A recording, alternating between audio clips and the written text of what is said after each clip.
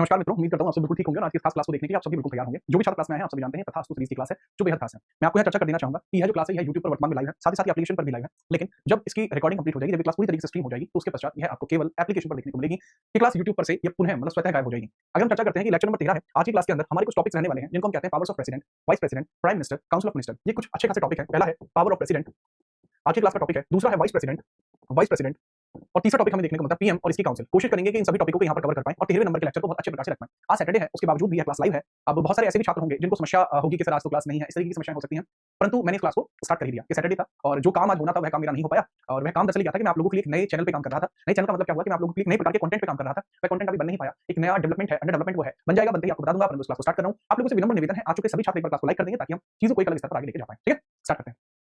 सभी one examination के लिए 2026-27 में होने वाले हैं, उसके लिए कमाल की क्लास आपकी होने वाली है। अभी तक हम बात कर चुके हैं कि तथास्तु बैच की पॉलिटी है। इसके बाद मैं हिस्ट्री, ज्योग्राफी, इकोनॉमिक्स सबका सब YouTube पर इसी प्रकार से लाइव पढ़ाऊंगा। ठीक है, याद रखना। अगर हम बात करते हैं यहाँ पर चीजों को बहुत अच्छे ढंग से कर रखा गया था और मैं राष्ट्रपति सभी राष्ट्रपतियों के बारे में जिक्र कर चुका था। ठीक है, चलो अगर हम बात करते हैं थोड़ा सा पॉइंटर्स के बारे में, प्रेसिडेंट ऑफ इंडिया की कुछ पावर्स आपको देखने को मिलती है। ठीक है, पावर्स आपको देखने को मिलती है। अगर हम बात करते हैं भारत के राष्ट्रपति के पास कितने प्रकार की शक्तियां हैं, तो भारत के राष्ट्रपति के पास दो प्रकार की मुख्य शक्तियां देखने को मिलती हैं। भारत के राष्ट्रपति के पास आपको दो प्रकार की मुख्य शक्तियां देखने को मिलती हैं, इनके बारे में समझिए। There are two type of major powers that are holded by the president. राष्ट्रपति के पास कितने प्रकार की शक्तियां? दो प्रकार की शक्तियां हैं। राष्ट्रपति की शक्तियां कितने प्रकार की? दो प्रकार की। राष्ट्रपति की शक्तियां आपकी कितने प्रकार की? इससे पेपर में सवाल बनता है। ये सवाल इतने जरूरी बनते हैं कि यूपीएसआई, सीजीएल मेंस और सीडीएस जैसे परीक्षाओं में यहां से सवाल बनते हैं। बाकी परीक्षाओं में यहां से भले ही सवाल ना बने, लेकिन Uttar Pradesh sub inspector, UPPSC, ठीक है, सीजीएल, सीडीएस जो यूपीएससी कंडक्ट कराता है, यहां से सवाल इसमें पूछे जाते हैं। मतलब कुल मिलाकर ये हैवी टॉपिकों में से एक है। ठीक है, याद रखना। तो राष्ट्रपति की शक्तियों की मैं बात करता हूं, पावर्स ऑफ प्रेसिडेंट की बात करते हैं, पावर्स ऑफ प्रेसिडेंट की बात करते हैं। पावर्स ऑफ प्रेसिडेंट की हम थोड़ी सी चर्चा कर लेते हैं। थोड़ा सा अपना प्यार जरूर दिखाइएगा इसमें। पावर्स ऑफ प्रेसिडेंट किस प्रकार से देखने को मिलेंगे, ठीक बात? Okay sir. तो राष्ट्रपति की शक्तियां आपको कुछ इस प्रकार से देखने को मिलती हैं, पावर्स ऑफ प्रेसिडेंट आपको कुछ इस प्रकार से देखने को मिलती हैं, जिसके तीन अलग-अलग हिस्से हैं। ठीक है, चलिए तो हम बात करते हैं तीन अलग-अलग हिस्से कौन-कौन से हैं। सॉरी, दो अलग-अलग हिस्से हैं। आज मेरा दिमाग ठीक नहीं चल रहा है, एकदम सेट जिसे कहते हैं। राष्ट्रपति की शक्तियों के दो हिस्से आपको देखने को मिलते हैं। इनकी कुछ होती है सामान्य ऑर्डिनरी पावर्स होती हैं, सामान्य शक्तियां आपको देखने को मिल जाएंगी। कुछ पावर्स इनकी होती हैं जो इनकी केवल और केवल इमरजेंसी में काम आती हैं। इनको आपातकालीन शक्तियां कहा जाता है। आपातकालीन शक्ति इनको कहा जाता है। इनको हम डायरेक्टली नहीं पढ़ते हैं, इनको हम भाग 18 में ही देखते हैं। भारतीय संविधान का जो पार्ट 18 है, वहां पर इनकी इमरजेंसी पावर्स का जिक्र है। वहां पर इनकी इमरजेंसी पावर्स का जिक्र आपको देखने को मिल जाएगा कि जो इमरजेंसी पावर्स ऑफ प्रेसिडेंट है वो कहां पे है बच्चे, वो यहां पर देखने को मिल जाएंगे। दूसरा जो इनकी ऑर्डिनरी पावर्स हैं, इनके बारे में यहां है। ऑर्डिनरी पावर्स का जिक्र आपको यहां देखने को मिलेगा। चलिए ऑर्डिनरी पावर्स के बारे में जिक्र करते हैं। ऑर्डिनरी पावर्स इनकी कौन-कौन सी हैं? जय श्री राम। ठीक है, जो बच्चे कह रहे हैं। तो ऑर्डिनरी पावर्स में सबसे पहले एग्जीक्यूटिव पावर है। एग्जीक्यूटिव का मतलब है कार्यकारी शक्ति सबसे पहले है। कार्यकारी शक्ति सबसे पहले है। दूसरी है विधायी शक्ति है, यानी लेजिस्लेटिव है। लेजिस्लेटिव का मतलब होता है विधायी शक्ति देखने को मिलती है, विधायी शक्ति है। तीसरी आपको देखने को मिलती है एग्जीक्यूटिव, लेजिस्लेटिव। तीसरी है मिलिट्री। मिलिट्री पावर है इनकी। मिलिट्री का मतलब है कि जितनी भी इनकी सैन्य शक्तियां हैं वो यहां उल्लेखित है। मिलिट्री के बाद आपकी इनकी कुछ पावर्स आपको देखने को मिलती हैं जिनको कहा जाता है वित्तीय शक्तियां, यानी जो फाइनेंशियल पावर्स है वो यहां पर है। वित्तीय शक्तियों का मतलब होता है फाइनेंशियल पावर, यहां पर है फाइनेंशियल, फाइनेंशियल कुछ इनकी देखने को मिलती है आपको सैन्य पावर के बाद आपको देखने को मिलती है। इनकी जितनी भी आपकी जुडिशियल पावर्स है, कौन सी पावर है बच्चे? जुडिशियल। जुडिशियल का मतलब होता है न्यायिक शक्तियां देखने को मिलती हैं। न्यायिक शक्तियां देखने को मिलती हैं। सबसे पहले कौन सी पावर बताऊं? बताओ। इसके बाद आपको देखने को मिलती है discriminatory powers. Discriminatory powers, discriminatory. Discriminatory का मतलब क्या होता है बच्चे? डिस्क्रिमिनेटरी पावर्स वो पावर्स होती है जिनको विवेकीय शक्ति कहा जाता है। विवेकीय शक्ति जिनको कहा जाता है, विवेकीय शक्ति जिनको कहा जाएगा। तो विवेक की शक्ति की बात करते हैं। ठीक है, चलो तो इनके बारे में सभी के बारे में डिस्कशन हमारा होना शुरू हुआ। पहले मैं बात करूंगा एग्जीक्यूटिव पावर्स के बारे में। इन सभी शक्तियों का जिक्र करूंगा। देखो यहां पर अगर मैं बात करूं जैसे आपातकालीन शक्तियां हैं, आपातकालीन शक्तियां हैं, ये मैं संविधान के 18 में पढ़ाऊंगा। जब मैं इमरजेंसी इन इंडिया पढ़ाऊंगा तब इसको पढ़ाया जाता है। ठीक है, तो फटाफट से बता दीजिए आप रेडी हैं? फटाफट से बता दीजिए रेडी हैं आप? ठीक है, चलो बगैर परेशानी बताओ। नमस्कार सरपंच साहब, नमस्कार भाई। और सब ठीक चल रहा है? चलो देखो अब मेरे पढ़ाने में एक बहुत मेजर चेंज देखने को मिलेगा आपको। मतलब पहले से था, अभी भी है, बट एक मेजर चेंज देखने को मिलेगा। आप मेरे पुराने स्वभाव को देखेंगे जब जो आपसे ठीक 1 साल पहले के आसपास था। पुराना स्वभाव, शांत स्वभाव मेरा। ठीक है, तो मेरे शांत स्वभाव को आप देखिए, आपको और ज्यादा पढ़ने में मजा आएगा। ठीक है, बीच में कई बार होती रहती हैं चीजें। ओके, स्टार्ट करते हैं। Ready? Okay sir, good evening, good afternoon, जो कहो वो सब सही। तो हम चर्चा करते हैं सबसे पहले एग्जीक्यूटिव पावर्स के बारे में। राष्ट्रपति की वो शक्तियां जो एग्जीक्यूटिव पावर में आपको देखने को मिलती है। कौन-कौन सी एग्जीक्यूटिव पावर राष्ट्रपति की देखने को मिल जाएंगी, उनके बारे में चर्चा करते हैं। ठीक है, चलो सर समझते हैं एग्जीक्यूटिव पावर्स को। तो पेपर में पूछे जाएंगे सीधे एग्जीक्यूटिव पावर्स कौन सी होती हैं। एग्जीक्यूटिव पावर्स दरअसल वो हैं जिसमें पता लगता है कि राष्ट्रपति कानून लागू करने में कहां-कहां कामयाब होता है। ठीक है, चलो यह कानून लागू करने के लिए होती है, कानून लागू में सहायता के लिए होती है। कानून लागू में सहायता अगर राष्ट्रपति करता है तो वो यहाँ पर आएंगे। इनको कार्यकारी शक्ति बोला जाता है। इनको बोला जाता है कार्यकारी शक्तियां। अब जो कार्यकारी शक्तियों की चर्चा अगर हम करते हैं तो उसके बारे में थोड़ा समझिए। कार्यकारी शक्तियां कैसे बताई जाती हैं, बताइए सर। सर एग्जीक्यूटिव पावर्स का अगर जिक्र किया जाए, if we going to talk about the executive powers, ठीक है, तो हम उनकी चर्चा करते हैं। जैसे आर्टिकल 53 है, ये राष्ट्रपति की एग्जीक्यूटिव शक्ति है। क्यों है? क्योंकि इसके अंदर बताया गया है राज्य केंद्र की सभी कार्यकारी शक्ति राष्ट्रपति में है। केंद्र की सभी कार्यकारी शक्ति राष्ट्रपति में, सभी कार्यकारी शक्ति राष्ट्रपति में है। शक्ति किसमें है? राष्ट्रपति में, राष्ट्रपति में। सभी कार्यकारी शक्ति राष्ट्रपति में है। All the executive powers in the president. ये पहला पॉइंट क्लियर हुआ है। अच्छा दूसरा पॉइंट यहीं पर मैं क्लियर करके बता देता हूं कि जितनी भी संधियां हैं वो किसके नाम से होंगी, जितनी भी संधियां हैं किसके नाम पर होंगी। ठीक है, चलिए ठीक है, ठीक है, थैंक यू स्टडी कंटेंट। आपका बहुत बहुत आभार कि आपने इस तरीके का कंपैरिजन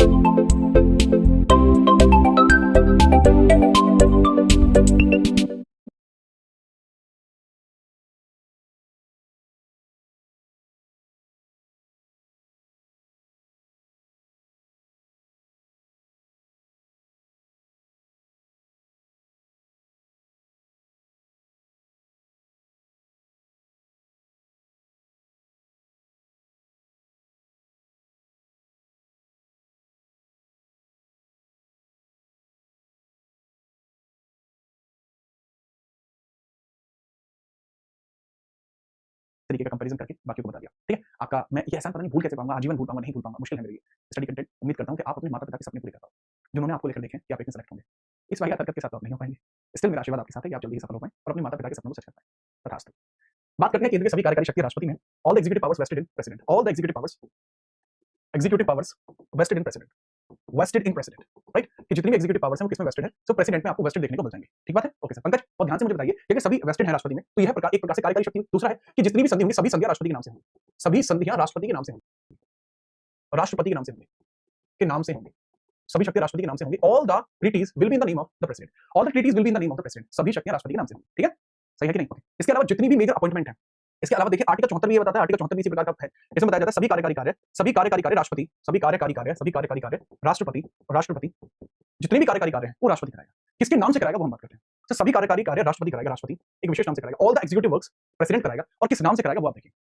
सभी कार्यकारी कार्य राष्ट्रपति द्वारा, एग्जीक्यूटिव कार्य किसके द्वारा, राष्ट्रपति के द्वारा होंगे, और कैसे होंगे वो समझते हैं। ऑल द एग्जीक्यूटिव वर्क्स राष्ट्रपति द्वारा होंगे, ठीक है, और यह मंत्रिपरिषद की सहायता से होंगे, मंत्रिपरिषद की सहायता से होंगे, मंत्रिपरिषद की सहायता से होंगे, सहायता से होंगे। ठीक है, अब यहां मंत्रिपरिषद की सहायता से अगर होंगे, all the executive works will be by the help of, क्योंकि कांस्टेबल के इस एग्जाम में एक भी गलती आपके सपनों को तोड़ सकती है, और इस सपने को पूरा करने के लिए कोई आपको देखने को मिल जाएंगे।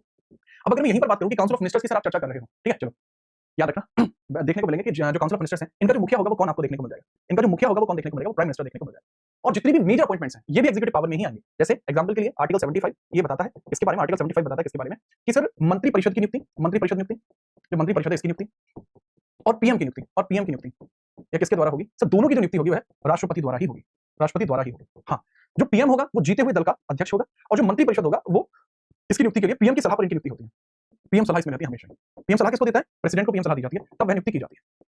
मेरे ख्याल से आप समझ पाए ये मेजर अपॉइंटमेंट्स हैं, पता लगती हैं। ठीक है, आगे हम बात करते हैं, बात को समझिए। एग्जीक्यूटिव पावर्स में मेजर अपॉइंटमेंट आती हैं जो किसी भी स्तर पर काम कर सकती हैं, जैसे कि कुछ इंपॉर्टेंट बातें। Major appointment by president, major appointment by president चर्चा करते हैं और देखते हैं राष्ट्रपति के द्वारा मेजर अपॉइंटमेंट कौन सी होती है। मेजर अपॉइंटमेंट्स, मुख्य नियुक्तियां। अब बताइए कौन कौन सी मुख्य नियुक्तियां राष्ट्रपति करता है। कमाल की बात यह है कि मुख्य नियुक्तियां आपको देखने को मिलती हैं, सबसे पहले आर्टिकल 155 में देखने को मिलते हैं गवर्नर की अपॉइंटमेंट, गवर्नर की अपॉइंटमेंट आपको देखने को मिलती है, गवर्नर अपॉइंटमेंट, अपॉइंटमेंट आपको देखने को मिलेगी। मतलब जो गवर्नर की नियुक्ति है वो आपको यहां देखने को मिलेगी, गवर्नर की नियुक्ति आपको यहां देखने को मिलेगी, पहला पॉइंट है। इसके बाद आपको देखने को मिलता है आर्टिकल, आपको देखने को मिलता है 148 कैग की नियुक्ति। कैग अपॉइंटमेंट भी राष्ट्रपति के द्वारा होती है, वो भी इसी प्रकार की एक शक्ति है, अपॉइंटमेंट भी ऐसी होती है। देन हम आगे बढ़ेंगे, इसके बाद देखने को मिलता है आर्टिकल आपको 316, ये होती है यूपीएससी नियुक्तियां, यूपीएससी के अधीन जितनी भी नियुक्तियां होती है वो प्रेसिडेंट करता है। इसके बाद हम आगे बढ़ेंगे 324 इलेक्शन, चीफ इलेक्शन कमिश्नर की नियुक्ति ये भी राष्ट्रपति ही करता है। इसके बाद आता है 338 ए, ठीक है, 338 ए, 338 बी और 340 ये सब अपॉइंटमेंट कौन करता है, सभी के अध्यक्षों की अपॉइंटमेंट कौन करता है, राष्ट्रपति। 338 में national commission for scheduled caste, national commission for scheduled tribe राष्ट्रीय आयोग है, यानी अनुसूचित जाति राष्ट्रीय आयोग, अनुसूचित जनजाति राष्ट्रीय आयोग, पिछड़ा वर्ग राष्ट्रीय आयोग, national commission for backward class, और 340 में national commission for other backward class.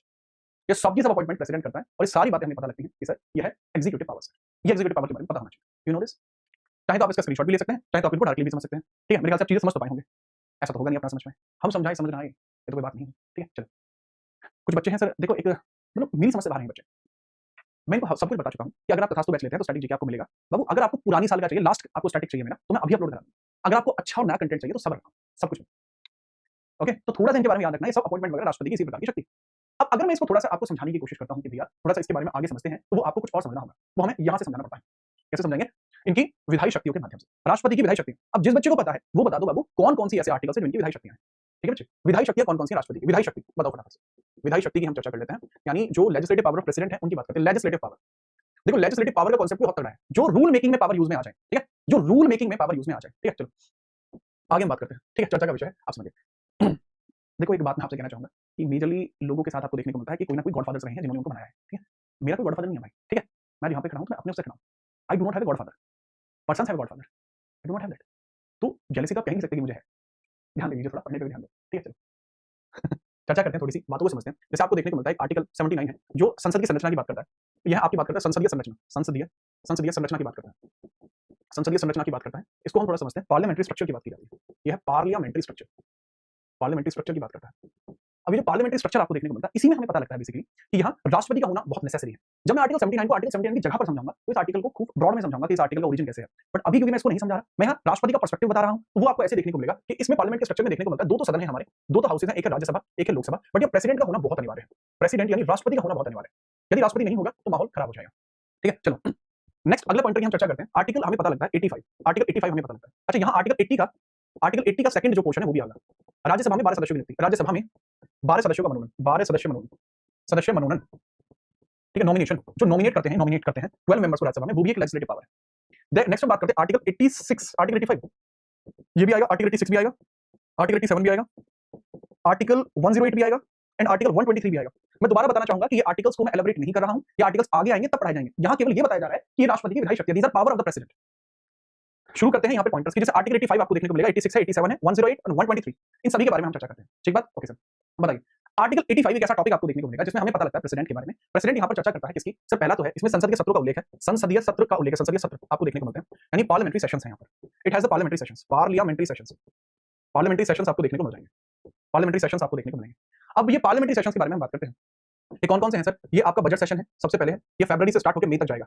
इसके बाद है बजट के बाद आपका है मॉनसून, ये आपका जुलाई से स्टार्ट होकर, मॉनसून जुलाई से स्टार्ट होकर सितंबर तक जाएगा, सब तक जाएगा। देन आपको देखने को मिलता है आपका विंटर सेशन, आपको देखने को मिलेगा विंटर सेशन है, और ये आपका स्टार्ट होगा कहां? नवंबर और दिसंबर में जाएगा। तो ये जो सत्र होते हैं, 3 सत्र है अपने यहाँ, तीनों सत्रों का आहूत करना, ठीक है, चलो तीनों सत्रों का आहूत करना, इनको आहूत करना, इनको आहूत करना। आहूत का मतलब होता है इनवाइट करना, इनवाइट करना, बुलाना, समन करना, इनवाइट करके समन भी यूज हो सकता है। ये किसके दो हाथ में है? राष्ट्रपति के में। और प्रोरोगेट करना भी इन्हीं के हाथ में, प्रोरोगेट, सत्रावसान भी इन्हीं के हाथ में। अब इन दोनों टर्मों का मतलब भी समझ लीजिए बच्चे। सत्रावसान का मतलब होता है कि पूर्णतः समाप्ति, सेशन फरवरी में शुरू हुआ तो इसको बोला जाएगा आहूत इनवाइट, महीने खत्म हो गया प्रोरोगेट, बीच में एक दो दिन के लिए जो मैटर चलता है उस मैटर को क्या कहते हैं? एक दो दिन के लिए हथौड़ा मार के court is adjourn for the day, उसको एडजर्नेशन कहते हैं। एडजर्नेशन कौन कर सकता है? स्पीकर कर सकता है। दूसरा आप समझना, संसदीय सत्र के कॉन्सेप्ट को समझना। इसी के अंदर एक और बात बताई जाती है आर्टिकल 85 में, लोकसभा का विघटन, लोकसभा का डिसोल्यूशन। जो लोकसभा का विघटन है या डिसोल्यूशन है, विघटन है या डिसोल्यूशन है, वो किसके द्वारा किया जाता है? लोकसभा का विघटन किया जाता है इसी के माध्यम से। इसको प्रेसिडेंट करता है, कौन करता है? इसको प्रेसिडेंट करता है, प्रेसिडेंट करेगा। और राष्ट्रपति के द्वारा जब इसका विघटन किया जाएगा, प्रेसिडेंट के द्वारा इसका विघटन किया जाएगा, तो उसमें हमें पता लगता है सलाह किससे लेता है? पीएम से लेता है, पीएम से लेता है, और ये हर 5 साल में विघटित होता है, every 5th year, every 5th year ये विघटित होगा, एवरी 5th ईयर ये विघटित होगा। ठीक है, सब बच्चे एक तरफ लाइक कर देंगे जरूर से, ठीक है, चलिए याद रखना। आगे मत सर, आपके लिए तो दिल्ली पुलिस का बैच लिया था, आप नहीं पढ़ाते, उसमें किसी और को समझ नहीं आता। क्या कब लिया था आपने, कहां से लिया बैच? दिक्कत ये है कि मेरा नाम कई प्लेटफॉर्मों पे चल रहा है। एक प्लेटफॉर्म पे तो मैंने 2022 में पढ़ाया था और तब से लेकर अब तक मेरा नाम वहां चल ही रहा है। ये एक अरसा था जब मैं चलता था, आज मैं चलता हूं, साथ में नाम चलता है। वाह जी वाह। राज्यसभा का विघटन नहीं होता, वो परमानेंट हाउस है। आर्टिकल 83 में लिखा है, आर्टिकल 86 में बताया जाता है राष्ट्रपति का अभिभाषण। यहाँ बच्चे राष्ट्रपति का अभिभाषण लिखा हुआ है, एड्रेसिंग लिखी हुई है, अभिभाषण आपको देखने को मिलेगा, एड्रेसिंग है, एड्रेसिंग आपको देखने को मिल जाएगी, एड्रेसिंग आपको देखने को मिलेगा। एड्रेसिंग का मतलब है राष्ट्रपति जाके संसद में बोल सकता है, और जो बोल सकता है तो वो आपको अभिभाषण के तौर पर देखने को मिलता है। ठीक है, याद रखिएगा। इसके बाद आपको देखने को मिलता है राष्ट्रपति का विशेष अभिभाषण। जैसे मैं अभी इसका एग्जांपल बताता हूं, अभिभाषण का बताता हूं अभी आपको, विशेष अभिभाषण। अभी परसों की बात है, परसों ही आर्टिकल 86 का यूज हुआ है, परसों। इसको लेते हैं स्पेशल एड्रेसिंग, ये बहुत मैटर में होती है स्पेशल एड्रेसिंग राष्ट्रपति की। बताता हूं अभी क्या कि जो संसद है, जो संसद अभी आपने देखी, अभी चल रही थी, बजट सेशन चल रहा था उधर, तो बीच सेशन हो गया, स्टार्टिंग होती है वो बात अलग है, बीच सेशन हो गया, 3-4 दिन निकल गए थे। अब हमारी राष्ट्रपति आती है, राष्ट्रपति महोदय आती है, और वो पहली बार संसद में आई है बजट सेशन। ठीक है, पहले दिन नहीं आई, पहली बार आई। तो जब वो यहाँ पर आई तो उन्होंने बजट के बारे में बातें करनी शुरू की कि बजट हमारे सरकार से पारित किया गया, ये इस तरीके की बातें। तो इनके बजट के बाद एक थैंक यू मोशन लेके आना पड़ता है, जो कि पीएम लेकर आता है, लेकिन इस बार हमारे पीएम वहां मौजूद ही नहीं थे, तो थैंक यू मोशन पारित ही नहीं हो पाया। तो वो पॉइंट आपको देखने को मिलता है, वो एड्रेसिंग थी। अगर यही चीज इमरजेंसी में करी जा रही होती या पहले दिन पहले सेशन में की जा रही होती, जॉइंट सेशन में की जा रही होती, तो वो स्पेशल एड्रेसिंग ये आपको देखने को मिलता है। 108 में होता है। अब जैसे पेपर में सवाल कैसे बनेगा कि आर्टिकल 87 राष्ट्रपति का किस प्रकार का अध्यादेश है? सर ये लेजिस्लेटिव पावर है। आर्टिकल 87 में क्या है? Special addressing. एक सवाल और भी बन सकता है, आर्टिकल 108 संयुक्त अधिवेशन बन सकता है, ये बन सकता है संयुक्त अधिवेशन, संयुक्त अधिवेशन आपका ही बन सकता है, इसको बोलते हैं संयुक्त अधिवेशन को। तो जॉइंट सिटिंग बनती है, जॉइंट सिटिंग को बुलाने की जिम्मेदारी किसकी होती है? मैं आगे जॉइंट सिटिंग को फिर से समझाऊंगा, यहाँ सिर्फ मैं बता रहा हूं जॉइंट सिटिंग जो है ये राष्ट्रपति की शक्ति है। जॉइंट सिटिंग जो है वो राष्ट्रपति की शक्ति आपको देखने को मिलती है। ठीक है, याद रखिएगा इनके बारे में, बगैर परेशानी के इनके बारे में आप याद रखना। ठीक है, बगैर परेशानी इनके बारे में आप याद रखना। ठीक बात, ओके। जॉइंट सिटिंग भी आपने यहाँ पर लिखी होगा, जॉइंट सिटिंग भी आपने इनके यहाँ पर लिखी होगा। इसके बाद होता है बच्चे, जॉइंट सिटिंग का मतलब होता है राज्यसभा लोकसभा में एक बिल सेम डे पेश किया जाता है, सेम डे उस पर डिस्कशन चलता है। ठीक है, याद रखना। तो that is joint sitting. Joint sitting अब तक 3 बार हो चुकी है वैसे तो, 1961 में दहेज प्रथा पर, 1978 में बैंकिंग रिफॉर्म एक्ट पर, 2002 में आपकी हो चुकी है पोटा एक्ट पर हो चुकी है, और 2023 वाली है, और ये हो चुकी है महिला सशक्तिकरण बिल पर। बट अब ये पारित ना होने की वजह से, लागू ना होने की वजह से इसको यहाँ पर कंसीडर नहीं किया जाता। जॉइंट सिटिंग की अध्यक्षता, इसको आहूत करने की जो जिम्मेदारी आहूत कौन करता है? इनवाइट कौन कर सकता है? प्रेसिडेंट ही करेगा, प्रेसिडेंट ही करेगा, लेकिन इसको हेड कौन करेगा? अध्यक्षता कौन करेगा? लोकसभा का स्पीकर। ओके, आर्टिकल 123 यह राष्ट्रपति अध्यादेश है, राष्ट्रपति का ऑर्डिनेंस है, अध्यादेश है। आप याद रखना, राष्ट्रपति का अध्यादेश है, ऑर्डिनेंस है। ऑर्डिनेंस ये पावर कहां से आई है? वैसे तो ऑर्डिनेंस है, वैसे तो ये पावर आती है 1935 एक्ट से, लेकिन अगर हम बात करते हैं ऑर्डिनेंस क्या होता है, जब किसी विधेयक को आप बिल बनाते हो तो संसद से पारित करना पड़ता है, बट ये संसद से पारित किए बगैर चल जाता है। तो यहाँ पर हमें पता लगता है राष्ट्रपति अध्यादेश के बारे में कि सर जो राष्ट्रपति का अध्यादेश आपको देखने को मिलेगा, इसके बारे में थोड़ी सी चर्चा करना कि राष्ट्रपति का अध्यादेश आपका अधिकतम कितने समय तक चल सकता है। अधिकतम की बात करूं तो 6 माह 6 सप्ताह तक चल सकता है, और ये केवल तभी आता है जब संसद का कोई सत्र नहीं चल रहा हो। 6 माह से सप्ताह तक आता है जहां संसद का कोई सत्र नहीं चल रहा। इस बच्चे ने मेरा बैच उस वाले एप्लीकेशन पर लिया है, अभी मैं उस एप्लीकेशन पर नहीं पढ़ा रहा हूं वर्तमान में, तो आप यूट्यूब पे पढ़ लीजिए। ये राष्ट्रपति की विधायी शक्ति है, मुझे नहीं लगता कि इसमें कोई समस्या रहेगी। इसके बाद मैं बात करता हूं, आगे बढ़िएगा। राष्ट्रपति की वित्तीय शक्तियां, राष्ट्रपति की मिलिट्री शक्तियां, इनको अगले पेज पर मैं उल्लेखित करता हूं। ठीक है, याद रखिए। अपने पिताजी को मेरा नमस्कार देना, आगे बढ़ते हैं। अच्छा, आपको पता है ना कि मैं अपना एक विषय फ्री करने वाला हूं यूट्यूब पर। मैं अपना एक विषय यूट्यूब पर फ्री कर रहा हूं, ज्योग्राफी और इकोनॉमिक्स, 2 विषय फ्री कर रहा हूं एक्चुअली। ठीक है, पूरी तरीके से फ्री कर रहा हूं, बाकी विषयों की वन शॉट आ रही है। और मेरा तो ये प्लान है कि एसएससी सीजीएल 2026 के लिए मैं चारों विषय फ्री कर दूं। अगर आप लोगों का समर्थन रहता है तो वो भी कर दूं। मेरे ख्याल से आपने नोट कर लिया। आगे बात करते हैं, लीजिए। इसके बाद आपको देखने को मिलती है वित्तीय शक्तियां भी आपको देखने को मिलेंगी राष्ट्रपति की, ठीक है। चलो, वित्तीय शक्तियां आपको देखने को मिलती है, वित्तीय शक्तियां आपको राष्ट्रपति की देखने को मिलती हैं। बच्चे, वित्तीय शक्तियों का मतलब क्या होता है? वित्तीय शक्तियां और वित्तीय शक्तियों का मतलब क्या है? वित्तीय शक्तियों का मतलब आपको देखने को मिलता है, बहुत ध्यान करो, फाइनेंशियल पावर्स है। फाइनेंशियल पावर्स देखने को मिलती हैं, फाइनेंशियल पावर्स आपको देखने को मिल जाएंगी। अब इन फाइनेंशियल पावर्स का जिक्र अगर मैं करूं, अब अगर मैं इन फाइनेंशियल पावर्स का जिक्र करता हूं, ठीक है, वो जिक्र कैसे है? मतलब जहां राष्ट्रपति वित्तीय शक्तियों के अंदर भाग लेता है, जैसे आर्टिकल 109, ये धन विधेयक प्रावधान है, इसमें एक बात लिखी हुई है, धन विधेयक प्रावधान है, विधेयक प्रावधान है, धन विधेयक प्रावधान है, मनी बिल प्रोविजन है इसका। इससे रिलेटेड सवाल अब यूपीएससी में आया था, जो पिछली बार 25 में यूपीएससी हो तो उसमें आया था, मनी बिल प्रोविजन है, इससे रिलेटेड सवाल आया था। देखो, इसको पेश करने से पहले राष्ट्रपति की आज्ञा चाहिए, पेश करने से पहले राष्ट्रपति की आज्ञा चाहिए, इससे पहले राष्ट्रपति के हस्ताक्षर चाहिए होते हैं, राष्ट्रपति के हस्ताक्षर चाहिए होते हैं। अगर राष्ट्रपति हस्ताक्षर करेगा तो ही है पारित होगा, अन्यथा पारित नहीं होगा। That is very important, that is very important, ठीक है। दूसरा पॉइंट इसमें आता है 109 के बाद आर्टिकल 112, जो एनुअल फाइनेंशियल स्टेटमेंट है, ये बताता है एनुअल फाइनेंशियल स्टेटमेंट है, ये एनुअल फाइनेंशियल स्टेटमेंट है। एनुअल फाइनेंशियल स्टेटमेंट आपको यहां देखने को मिलेगा। एनुअल फाइनेंशियल स्टेटमेंट का मतलब क्या है? वार्षिक वित्तीय विवरण है ये, वार्षिक वित्तीय विवरण है ये, वार्षिक वित्तीय विवरण आपको देखने को मिलेगा। ये वार्षिक वित्तीय विवरण है। बजट था वैसे तो ये, पर टर्म यूज नहीं किया जा सकता, इस वजह से इसको वार्षिक वित्तीय विवरण के तौर पर जाना जाता है। बजट है वैसे तो ये, बजट इसको कहते हैं, बट ये टर्म संविधान में नहीं है। तो कहा जाता है कि जो फाइनेंस मिनिस्टर होगा, पहले वो इसको राष्ट्रपति को पेश करेगा, राष्ट्रपति इस पर अपनी आज्ञा देगा, राष्ट्रपति की आज्ञा होगी, राष्ट्रपति की आज्ञा के साथ ही संसद में पेश किया जाएगा। कब पेश किया जाएगा? 1 फरवरी को पेश किया जाएगा, फिर इसके ऊपर डिस्कशन होगा, उसके बाद ये 28 फरवरी 29 फरवरी तक पारित हो जाना चाहिए। ये फाइनेंशियल पावर में एक और पॉइंट आता है यहाँ पर फाइनेंशियल पावर के अंदर ही, आर्टिकल 267, इसको बोलते हैं जो है आपकी अकस्मातिक निधि, अकस्मातिक निधि, मातिक निधि इसको बोलते हैं, कंटीजेंसी फंड बोलते हैं इसको इंग्लिश में, कॉन्टीजेंसी बोलते हैं या फिर इसको इमरजेंसी फंड भी बोल सकते हैं, कॉन्टीजेंसी बोलते हैं या इसको कई बार इमरजेंसी भी बोलते हैं, इमरजेंसी फंड। और ये है क्या दरअसल? जब आपातकाल में पैसे की जरूरत पड़ती है, ठीक है, जब आपातकाल में पैसे की जरूरत पड़ती है तो वह चीज राष्ट्रपति के द्वारा दी जाती है। इसकी लिमिट क्या है? 500 करोड़ से लेकर 30,000 करोड़ तक की लिमिट है, ठीक है। आपातकाल में राष्ट्रपति के द्वारा, आपातकाल में राष्ट्रपति की आज्ञा से सरकार को यहां से पैसे मिलते हैं। आपातकाल में राष्ट्रपति आज्ञा से सरकार को यहां से धन मिलता है, सरकार को यहां से धन मिलेगा, यहां से धन मिलेगा, से धन मिलेगा। ये भी पॉइंट है, मुझे लगता नहीं कि इसमें भी आपको कोई समस्या रहेगी, ठीक बात। नेक्स्ट हमें पता लगता है, इसी के बाद हमें पता लगता है आर्टिकल 267 के बाद एक और है आर्टिकल 280 आपको देखने को मिलता है, जो बताता है हमारा किसके बारे में?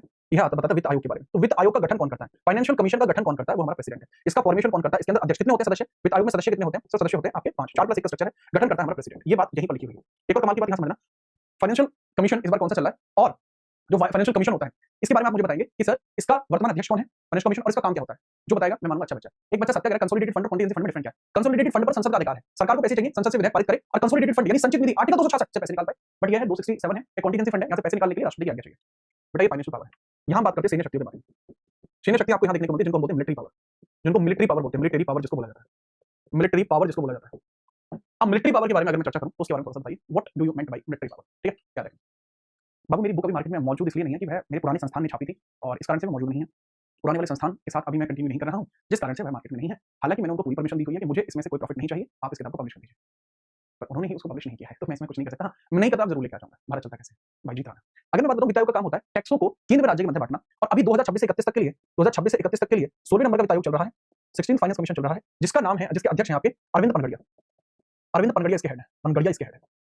नेक्स्ट हम बात करते हैं मिलिट्री पावर दो ही है इनकी, तीनों सेनाओं का प्रमुख यही होगा, तीनों सेना का प्रमुख राष्ट्रपति है, तीनों सेनाओं का प्रमुख राष्ट्रपति है, तीनों सेनाओं का प्रमुख कौन है? राष्ट्रपति है। और तीनों सेनाओं के जो मुख्य अध्यक्ष होते हैं, तीनों सेनाओं के अध्यक्षों की नियुक्ति, तीनों सेनाओं के अध्यक्षों की नियुक्ति भी राष्ट्रपति करेगा, अध्यक्षों की नियुक्ति भी राष्ट्रपति करेगा। जो तीनों सेनाओं के अध्यक्ष हैं उनकी अपॉइंटमेंट भी हमारा राष्ट्रपति करेगा, और इनका प्रमुख भी यही है। और दोनों ही चीजें आर्टिकल 54 में लिखी है, आर्टिकल 54 के क्लॉज 2 में लिखी है। बात समझ में मजा आया? सचिव कौन है? ऋत्विक रंजन है, सचिव ऋत्विक रंजन है, बिल्कुल ऋत्विक रंजन है। सर वीटो पावर भी तो है बेटा, अभी वीटो पावर डिस्क्रिमिनेटरी है ना, वो डिस्क्रिमिनेटरी में आती है ना बच्चा। जो बच्चे मौजूद हैं क्लास में, अगर आप सभी लाइक कर देंगे तो क्लास अपने आप बेहतर हो जाएगी। चलो बच्चे, इसके बाद हम आगे बढ़ते हैं, कुछ अन्य चीजों पर चर्चा करते हैं। थोड़ा सा इसके बारे में भी समझिए, थोड़ा सा इसके बारे में भी समझिएगा, इंपॉर्टेंट बातों के बारे में चर्चा करना जरूरी है, थोड़ा समझो। राष्ट्रपति की वीटो पावर की, राष्ट्रपति की वीटो से पहले हम बात करते हैं राष्ट्रपति की न्यायिक शक्तियां, राष्ट्रपति की न्यायिक शक्तियां, न्यायिक शक्तियां, न्यायिक शक्तियों की बात करते हैं। अब जो न्यायिक शक्तियां हैं वो काफी बेहतरीन है आपकी, ये बातें होती हैं जुडिशियल पावर के तौर पर, जुडिशियल पावर है, जुडिशियल पावर है, ठीक ठाक है, जुडिशियल पावर, ठीक बात है, जुडिशियल पावर बात करते हैं। जुडिशियल पावर में आपको देखने को मिलती है, सबसे पहले देखने को मिलता है आर्टिकल 72 जो होता है क्षमादान। यह क्षमादान है, क्षमादान हर कोई यही जानता है, क्षमादान पार्डन है कि राष्ट्रपति का क्षमादान की शक्ति राष्ट्रपति क्षमा कर देगा। क्षमादान कितने प्रकार का है? 6 प्रकार का, ठीक है। ये सेंटेंस कि सर मौत की सजा को या फांसी की सजा में बदल देता है, या मौत की सजा को या उम्र कैद में बदल देता है, ऐसे कह के काम नहीं चलता बच्चा, बताना पड़ता है। इसके प्रकार कितने? 5 हैं, इसके प्रकार 5 हैं। पहला है लघुकरण, कम्यूटेशन, लघुकरण है सबसे पहले। लघुकरण का मतलब होता है कम्यूटेशन, कम्यूटेशन सजा की प्रकृति में बदलाव करना, सजा की प्रकृति में बदलाव, सजा प्रकृति में बदलाव, बदलाव आपको देखने को मिलेगा। ये होता है किसी को कुछ सजा मिली है उसको कुछ और सजा दे देना, ये कम्यूटेशन होता है, लघुकरण होता है। इसमें ही बताया जाता है जैसे फांसी को उम्र कैद में बदल देना, फांसी को उम्र कैद में बदल देना, देखो उम्र कैद को पूरी तरीके से खत्म नहीं किया जा सकता, किसी को उम्र कैद मिली है तो मिनिमम 3 साल की सजा तो उसको मिलेगी मिलेगी, ठीक है, याद रखिएगा। 54 तो कहाँ लिख दिया मैंने? 53 है बेटा, 53 है, मैं 54 लिख दिया, ये 53 है। एक बच्चे ने बहुत अच्छा बताया, दिस इज 53rd का सेकंड है। लघुकरण होता है, दूसरा आपको देखने को मिलता है, ठीक है। चलो नेक्स्ट आपको देखने को मिलता है रेमिशन, रेस्पाइट, रिपाइट। रेमिशन आपको देखने को मिलता है, रेमिशन है, रेमिशन आपको देखने को मिलता है, ठीक है। प्रविलंबन, प्रविलंबन आपको देखने को मिलता है, प्रविलंबन, रेमिशन प्रविलंबन है। रेस्पाइट विराम है, विराम है रेस्पाइट, रेस्पाइट विराम आपको देखने को मिलता है। एक रिप्राइव भी होता है, रिप्राइव होता है प्रविलंबन, रिप्राइव भी होता है, रिप्राइव भी होता है। और रिप्राइव का मतलब भी होता है प्रविलंबन, और रेमिशन का मतलब हो गया परिहार, ठीक। और लास्ट होता है आपका absolute, absolute pardon. Absolute pardon इसको बोलते हैं क्षमादान, इसको बोलते हैं पूर्णतः क्षमादान, क्षमादान। हर केस में ये नहीं चलता है, कुछ एक मामले में ही चलता है। अब रेमिशन का मतलब होता है परिहार, इसमें सजा की अवधि को कम किया जाता है, सजा अवधि कम करना, सजा अवधि कम करना, कम। किसी को 6 साल की लगी है उसको 3 साल की कर देना, बट ऐसे नहीं होता। अगर किसी को 7 ईयर्स तक की सजा मिली है तो उसको बिल्कुल भी खत्म किया जा सकता है, 3 ईयर्स तक भी किया जा सकता है, ऐसे। विराम का मतलब होता है सजा को कुछ समय के लिए रोक देना, या फिर सजा को समय से पहले पूर्ण कर देना, ये होता है। सजा को समय से पहले पूर्ण कर देना, सजा को समय से पहले पूर्ण कर देना, सजा को समय से पहले पूर्ण करना, समय से पहले पूर्ण करना, पहले पूर्ण करना। बट इसके लिए विशेष परिस्थिति होनी जरूरी है, इसमें विशेष परिस्थिति होना जरूरी है, या विशेष परिस्थिति में होता है। अच्छा, आपने पुरानी पिक्चर देखी होंगी, उसमें देखा होगा कि तुम्हारे अच्छे आचरण के चलते तुम्हारी सजा माफ कर दी गई है, तुम्हारे अच्छे आचरण के चलते तुम्हारी सजा माफ कर दी गई है, यह होता है रेस्पाइट, विराम होता है। कि सजा मिली थी 8 साल की, 4 साल की वाली छोड़ दिया। गांधी जी के मामले में रेस्पाइट हुआ था, उनको 1922 में सजा मिलती है 6 साल की, 1924 में उनका स्वास्थ्य खराब हो गया, और क्योंकि स्वास्थ्य खराब हो गया इस वजह से उनकी सजा को विराम दे दिया गया। गांधी जी को 1924 में रिलीज कर दिया था, थोड़ा याद करो, अरे मुझसे हिस्ट्री पढ़ के तुम ऐसी हरकत मत करो, समझ में आया थोड़ा सा जी। तो प्रविलंबन में क्या होता है, सजा को कुछ समय के लिए टालना, सजा कुछ समय के लिए टालना, कुछ समय के लिए टालना, ये मेजरली फांसी के केसों में होता है, कुछ समय टालना, सजा कुछ समय टालना, सजा को कुछ समय के लिए टाल दिया जाता है, जो सजा है उसको कुछ समय के लिए टाल दिया जाता है, ठीक है। इसको बोलते हैं प्रोक्रास्टिनेशन, कुछ समय के लिए टाल दिया। पूर्ण समाधान का मतलब होता है पूरी तरह सजा माफी, पूरी तरह सजा माफी। बट इसके लिए भी पॉइंट है कि ये उसी प्रकार की सजा में लग सकता है जहां 7 वर्ष से कम की सजा है, ये वहीं लगेगा, ठीक है। चलिए नेक्स्ट हम बात करते हैं कुछ और पॉइंटर्स हैं। राष्ट्रपति की नई शक्ति में आते हैं, आर्टिकल 124 का दूसरा क्लॉज है, ये सुप्रीम कोर्ट के जजों की नियुक्ति, ये भी इसी में आएगा। जजों की नियुक्ति इसी में आता है, कौन करता है, प्रेसिडेंट ही करेगा। इसके बाद आता है आर्टिकल 217, सुप्रीम हाई कोर्ट के जजों की नियुक्ति, हाई कोर्ट जजों की नियुक्ति, ये भी है। इसकी लास्ट प्रकार की पावर बचती है, वो है इसकी वीटो पावर, उसको खत्म करते हैं फटाफट से। आज मैंने स्लाइडों का बस ऐसे यूज किया नहीं, बस मन नहीं था स्लाइडों का। इसको फटाफट से आप स्क्रीनशॉट लीजिए, फिर हम आगे बढ़ेंगे। इसका स्क्रीनशॉट ले लीजिए, फिर हम आगे बढ़ेंगे।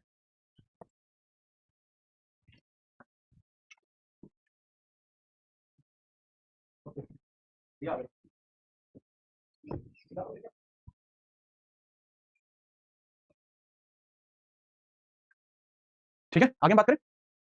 तो डिस्ट्रिक्ट कोर्ट के जजों को अपॉइंट नहीं करता, डिस्ट्रिक्ट कोर्ट के जजों को गवर्नर अपॉइंट करता है। उसके लिए आपको देखने को मिलता है आर्टिकल 233। 6 बताई थी हमें, 5 बताई हैं, 6 कौन बोला? आगे बात करो बच्चे। इसके अंदर होती है डिस्क्रिमिनेटरी, जिसको वीटो बोलते हैं। वीटो पावर होती है जो डिस्क्रिमिनेटरी पावर होती है, वीटो है, वीटो ही डिस्क्रिमिनेटरी पावर है। डिस्क्रिमिनेटरी यानी विवेकीय शक्ति, विवेकीय शक्ति है ये। विवेकीय शक्ति आपकी डिस्क्रिमिनेटरी पावर है, इसके बारे में बात करते हैं थोड़ा सा, इसमें समझिएगा। वीटो आपको देखने को मिलती है आर्टिकल 111 में, आर्टिकल 111 में देखने को मिलती है। और इसके लिए आपको देखने को मिलते हैं वीटो 3 प्रकार की है, एब्सोल्यूट, सस्पेंशन, और तीसरी वीटो आपको कौन सी देखने को मिलती है, एक एब्सोल्यूट वीटो है, ठीक है। चलो this is absolute veto, absolute veto है आपकी एब्सोल्यूट। एब्सोल्यूट का मतलब होता है आत्यंतिक, ये हर केस में नहीं लग सकती, आत्यंतिक है। दूसरी निलंबनकारी, निलंबनकारी, निलंबनकारी है।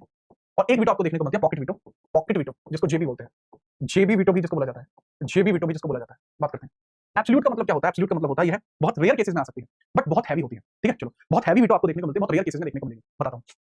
इससे विधेयक का अस्तित्व पूर्णतः समाप्त हो जाएगा, विधेयक पूर्णतः समाप्त हो जाएगा, कुछ भी नहीं बचेगा, पूर्णतः समाप्त, विधेयक पूर्णतः समाप्त हो जाएगा, कंप्लीट अबॉलिश कर देगा, एब्सोल्यूट डिसमिस कर देगा, इसको एब्सोल्यूट डिसमिसल कहा जाएगा। बट यार ये जो होता है ये बहुत रेयर केस में यूज होगा, 2 ही केस में यूज हो सकता है, या तो प्राइवेट मेंबर बिल के केस में हो सकता है, या तो ये आपका प्राइवेट मेंबर बिल के केस में हो सकता है। प्राइवेट मेंबर बिल है कोई तो यूज हो सकता है, प्राइवेट मेंबर बिल है कोई तब यूज हो सकता है, ऐसे व्यक्ति के द्वारा बिल लाया जाता है जो संसद का जो है प्राइवेट सदस्य है, तो आ सकता है। या फिर ये तब आ सकता है, ये तब आ सकता है एब्सोल्यूट आत्यंतिक वीटो तब आ सकता है जब ऐसी सरकार इसको लेकर आए जो पारित होने से पहले गिर जाए, ऐसी सरकार इसे लेकर आए, ऐसी पार्टी ने पेश किया हो, ने पेश किया हो जो पारित से पहले हट जाए, पारित से पहले हट जाए, पहले हटे। एग्जांपल लेते हैं, मान के चलो अभी फिलहाल में बीजेपी एक बिल लेकर आती है, ठीक है सर, ले आई बीजेपी बिल, बिल पे डिस्कशन हो गया, राज्यसभा से पारित, लोकसभा से पारित, देन पहुंच गया प्रेसिडेंट के पास सिग्नेचर की। अब कोई फिक्स टाइम नहीं है कि राष्ट्रपति से कब भेजेगा, पहुंच गया बस। अब एक नो कॉन्फिडेंस मूवमेंट आ जाए, अविश्वास प्रस्ताव आ जाए कि हम पीएम को हटाना चाहते हैं, पार्टी के चाहिए, पीएम हटते, नो कॉन्फिडेंस पारित हो गया पार्टी के लिए, लेकिन उस पर राष्ट्रपति की सिग्नेचर नहीं। तो जो अगली पार्टी आएगी तो उसको चाहे तो बुलाए, चाहे तो राष्ट्रपति को बोलेगी एब्सोल्यूट लगाओ, इसको हटाओ, तो हटाया जा सकता है।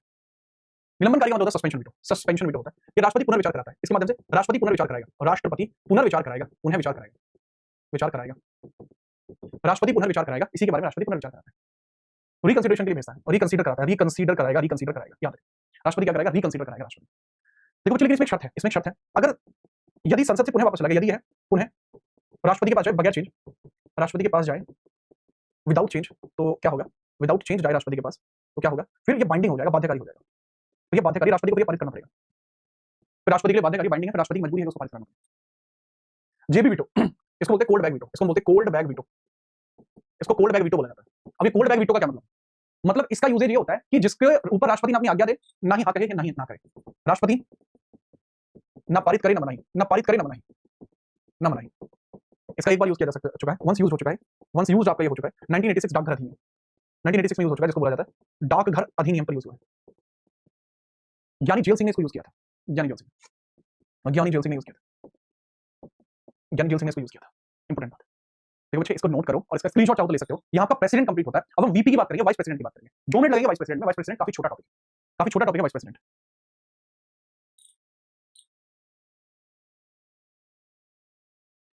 ठीक बात है, स्क्रीनशॉट लिया। थ्रू आउट हिज टेन्योर, नहीं अगर चाहे तो वो कभी भी उसके ऊपर रिकंसिडरेशन करा लेगा ना। साथ में कहता ज्ञानी जेल सिंह उसमें प्रेसिडेंट थे।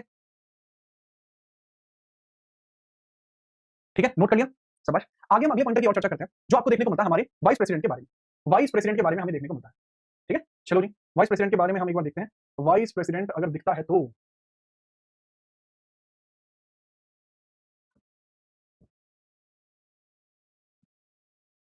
नहीं, इसमें शामिल नहीं है, स्लाइड्स में शामिल है, हाथ से बढ़ाना पड़ेगा।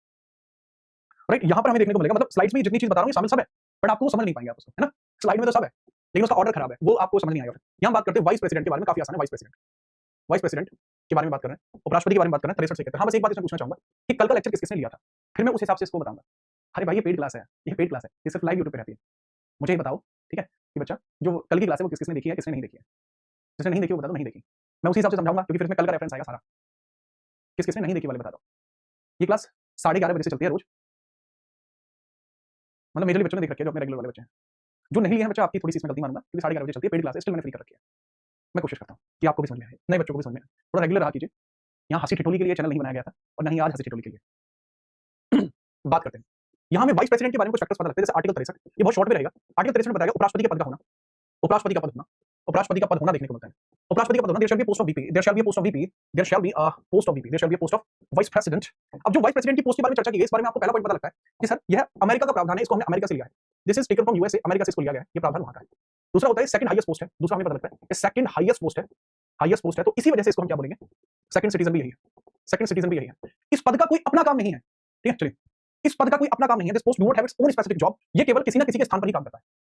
ठीक बात है, यह है आर्टिकल 63। अगर मैं बात करता हूं प्रथम कौन थे जो इस पद पर बैठे, प्रथम व्यक्ति कौन है जो वीपी बने हैं, प्रथम वीपी वाइस प्रेसिडेंट, तो पहले वीपी आपको देखने को मिलते हैं सर्वपल्ली राधाकृष्णन है, सर्वपल्ली राधाकृष्णन है, सर्वपल्ली राधाकृष्णन है, राधाकृष्णन है। हाईएस्ट अगर बात करें तो ये 2 टर्म सर्व कर रहे हैं और इनके लिए 5 सितंबर टीचर्स डे मनाया जाता है, 5 टीचर्स डे मिलता है, टीचर्स डे आपका देखने को मिलता है। वर्तमान में जो वीपी है वो कौन है, 15वें नंबर के हैं। वर्तमान में वीपी जो है वो 15th नंबर के हैं और उनका नाम क्या है आपका, सीपी राधाकृष्णन। राधाकृष्णन आपको देखने को मिल जाएंगे जो वर्तमान वीपी, नाम है उनका सीपी राधाकृष्णन। इनके बारे में याद रखना, वर्तमान वीपी सीपी राधाकृष्णन है।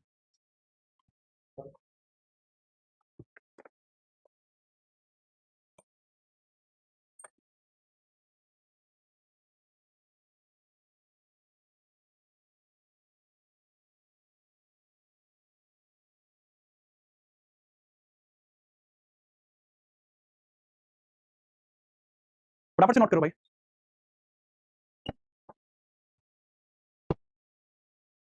चलो नोट कर लिया। अरे मैं घर पे रहता हूँ ना भाई, आज ऑफिस में गया नहीं था।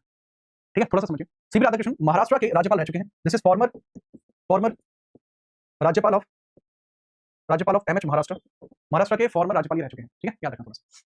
अब देखो आर्टिकल को तेज लेके चलते हैं। आर्टिकल 64 बताइए, इसमें बताया जाता है कि राष्ट्र उपराष्ट्रपति जो होगा, उपराष्ट्रपति जो भी हमारा होगा, उपराष्ट्रपति जो भी हमारा होगा, इसके बारे में बात करते हैं। वाइस प्रेसिडेंट की बात कर रहे हैं, यह राज्यसभा का पदेन सभापति होगा, राज्यसभा का पदेन सभापति होगा, पदेन सभापति होगा, एक्स ऑफिशियो चीफ होगा, एक्स ऑफिशियो चीफ होगा। कहने की बात ये हुई कि यह वर्किंग में तो नहीं होगा बट अध्यक्ष होगा, वर्किंग में नहीं होगा अध्यक्ष होगा। ठीक है, ये वर्किंग में नहीं होगा अध्यक्ष होगा, it will be not in working but अध्यक्ष होगा। ये वर्किंग में तो नहीं होगा, वर्किंग में तो नहीं होगा बट हाँ अध्यक्ष जरूर होगा, अध्यक्ष जरूर होगा। ठीक है, याद रखना। ओके, याद रखना। आगे हम बात करते हैं। इसके बाद अगला सवाल आर्टिकल 65 की हम बात करते हैं। ठीक है, चलो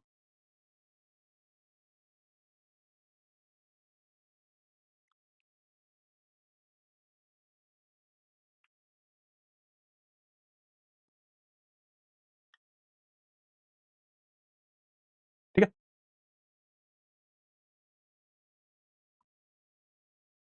नोट कर लिया।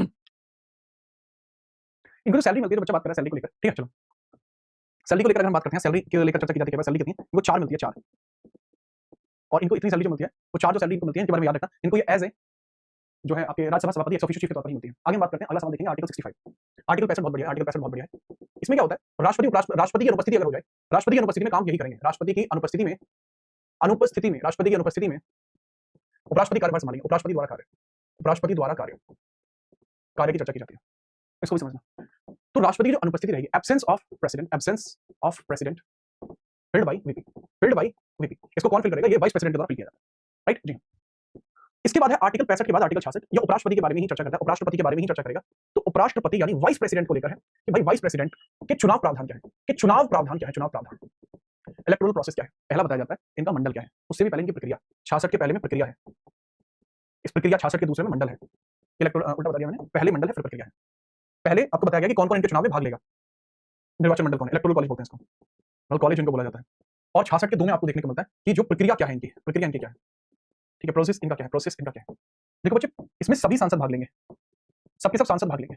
प्रक्रिया में बताया गया है राष्ट्रपति जैसे, राष्ट्रपति की भांति। इसलिए मैं पूछा था कि कल की क्लास आपने करी या नहीं करी है, क्योंकि उसमें मैंने बताया गया कि राष्ट्रपति की जो प्रक्रिया है चुनावी वो क्या है, ठीक है, याद रखना। राष्ट्रपति की जो भांति होता है single transferable preferable indirect vote system आपको देखने को मिलता है, जहां आपको पता लगेगा। दूसरा प्रक्रिया में ही मैं आपको बता दूं कि इनके लिए 20 चाहिए प्रस्तावक, इंट्रोड्यूसर चाहिए, और 20 चाहिए अनुमोदक, अप्रूवर चाहिए। सिंपल सा प्रोसेस रहेगा। ये है इनके प्रस्तावक यानी इंट्रोड्यूसर आपके चाहिए, अप्रूवर चाहिए, अलग अलग सदन से चाहिए। इनका कॉन्सेप्ट भी आपको कल ही पता लगता है कि ये कैसे कैसे होते हैं, ठीक है। चलो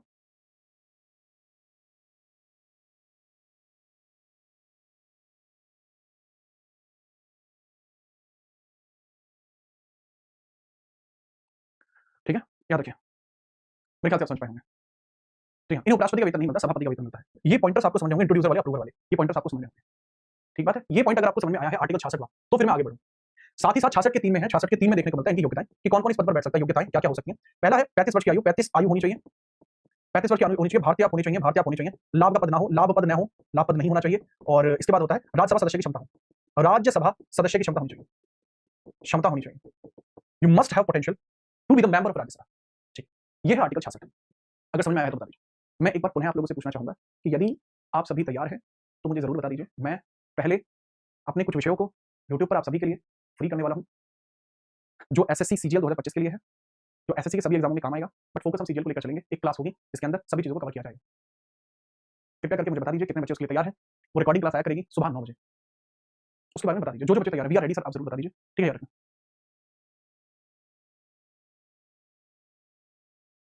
ऐसा उसका कॉन्सेप्ट मैंने ऐसा रखा है कि पहले मैं किसी टॉपिक को एक्सप्लेन करूंगा, देन उसके बाद चीजों को आगे बढ़ाते हुए क्वेश्चन के थ्रू लेकर चलूंगा। मैंने ज्योग्राफी से इस चीज को स्टार्ट करने का विचार सोचा है, यदि आपको ठीक लगे तो जरूर बता दें।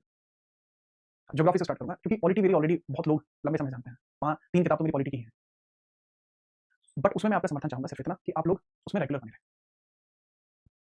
आगे बात करते हैं 66 के बाद 67 नंबर का सवाल, 67 नंबर का सवाल।